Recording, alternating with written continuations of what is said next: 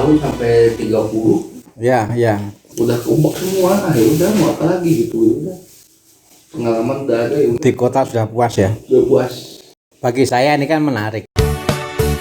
Menarik. Orang muda mau pulang kampung itu kan jarang. Banyak kan udah tua ya.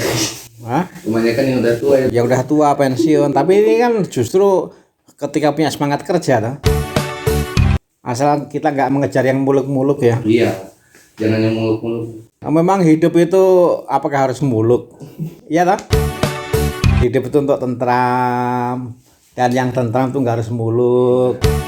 Lalu sebagai orang muda yang kembali ke kampung, punya niat apa di kampung? Kalau untuk saat ini sih masih belum apa ya. Ada untuk rencana ada, cuman buat ngerealisasinya belum bisa gitu. Apa rencananya? Kalau pengen sih pengen ini kayak bikin ayam petelur. Ayam petelur. Kalau di sini tuh kan modalnya ya, sumber dayanya. Ya. Apa di sini? Yang kamu lihat sebagai orang muda. Kalau di kampung ini bukan bapak. Banyak. Saya anaknya Pak. Saya pengen tahu di mata anak ini sumber daya yang dilihat di kampung ini apa? Kopi banyak. Hah? Buat kopi, kapol, pala.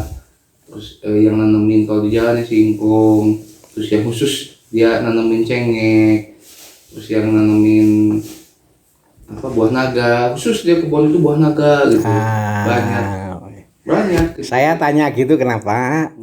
Kalau kampung itu sebenarnya juga ada sumber daya. Iya, betul. Tapi sumber dayanya itu sumber daya alam. Ya. Ya kan? Nah, bagaimana orang muda pertama-tama sebelum merancang pengen apa-apa sebelum ke sana, yang pertama dilihat adalah sumber dayanya apa. Nah, lalu kemudian ini bisa diapakan. Tapi bagus. Emang nggak langsung terjun. Enggak langsung dilihat dulu. Iya, itu yang saya maksud. Yang saya maksud lihat dulu di sini sumber dayanya apa. Lalu sumber daya ini bagusnya peruntukannya untuk apa. Nah, misalnya tanaman. Kan tanaman kan ini bagusnya di alam yang seperti ini. Saya sering pakai istilah karakter sumber daya. Karakter sumber daya, tapi bagus. Karena yang saya lihat di sini itu kan sebenarnya lahan banyak. Banyak sisa kok di sini mah. Bukan banyak lagi. Jadi pemberdayaan potensi alam masih terbuka lebar. Makanya kan tadi saya bilang ini sumber daya ini karakternya apa. Nanti kalau kita sudah mengetahui karakternya, nah baru kemudian yang cocok untuk karakter ini apa. Kalau tadi mengatakan buah-buahan nggak cocok, ya nggak cocok berarti. Nah sekarang sumber daya alam yang karakternya seperti ini, itu lalu cocoknya untuk apa? Nanti lain kesempatan saya pengen ngobrol lagi. Boleh. Saya senang ini. Jadi Mas Denny ini saya ngelihatnya adalah ini orang muda yang di kota sudah jenuh. Iya, sudah jenuh. Lalu kemudian ini yang membuat Mas Denny ini pulang kampung. Nah, lalu di kampung ini mau berbuat sesuatu. Iya. Tetapi untuk berbuat sesuatu itu yang dikerjakan pertama adalah melihat sumber daya di sini itu apa. Lalu karakter sumber daya yang ada di sini itu apa. Lalu karakter yang nanti ditemukan itu yang cocok apa. Jadi, itu mungkin polanya. Boleh. Tapi sudah mulai membaca Kak. Iya. Nanti saya mau sharingkan ini. Mudah-mudahan Mas Denny ini juga nanti bisa menjadi percontohan bagi orang muda yang lain. Orang muda sini untuk berkembang nggak selalu harus ke kota. Iya betul. Banyak di sini Germo. Betul. Anak muda di kampung tapi berhasil gitu. Di sini juga dari kecil.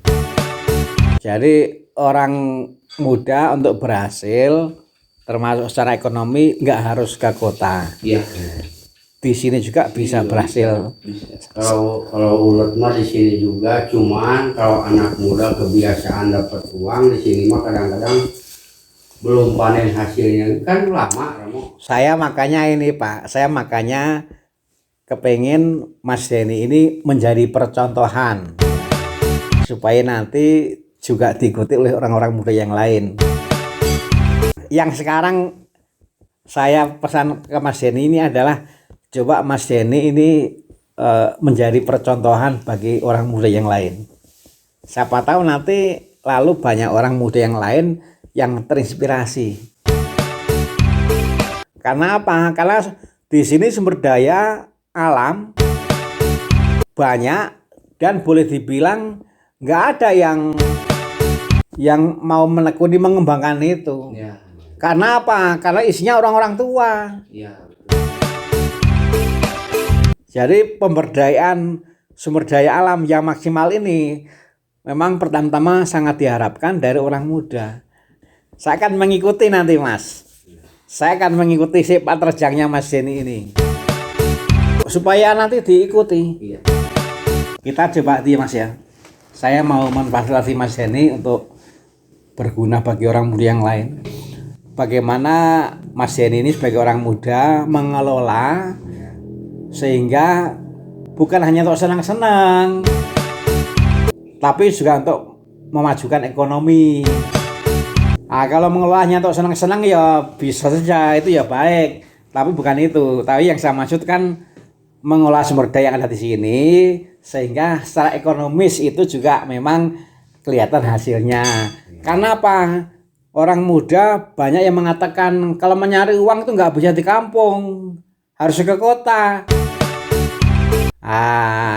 Bapak juga dari kecil di sini, kok bisa hidup kan di sini juga? Gitu. Ya orang muda bisa mengatakan beda zamannya. Saya mau mengangkat ini, Mas Denny orang muda zaman sekarang. Iya, iya. Jangan dibandingkan dengan kita, Pak. Beda ya. Beda, jangan dibanding-bandingkan. Iya, iya. Ini orang muda zaman sekarang yang mau membuktikan bahwa memberdayakan sumber alam yang ada ternyata juga bisa menghasilkan secara ekonomis. Karena orang muda pada ke kota kan alasannya ekonomi. Nah, buktikan bahwa Mas Denny yang sudah jenuh ke kota kembali ke kampung juga bisa menghasilkan secara ekonomi. Lalu harapannya nanti banyak orang muda yang terinspirasi. Nah, itu kan bisa berguna juga bagi yang lain. Mas Denny yang bagian menekuni apa yang dikerjakan, nanti saya akan sering ngobrol. Saya yang akan mewartakan supaya ketekunan Mas Denny memberdayakan potensi alam di sini itu juga nanti bisa menjadi inspirasi bagi orang muda yang lain. Ini bukan orang muda zaman dulu, Pak. Nah, kalau Bapak muda itu kan muda zaman dulu. Kalau sekarang kan sudah tua. Nah, sekarang itu orang muda zaman sekarang, Pak. Ini tantangan, Mas. Tolong buktikan, Mas. Buktikan. Saya tuh gregetan kok. Kadang-kadang saya tuh gregetan. Waduh, ini potensi alam yang luar biasa. Orang kota tuh sampai pergi jauh-jauh hanya untuk menikmati alam. Ini orang yang punya malah pergi. Paus Fransiskus dalam Christus Vivit nomor 233. Daripada menjejali kaum muda dengan sekumpulan peraturan, lebih baik menumbuhkan keberanian dan mendidik mereka untuk memikul tanggung jawab dengan keyakinan bahwa bahkan kesalahan, kegagalan, dan krisis merupakan pengalaman yang dapat memperkuat kemanusiaan mereka.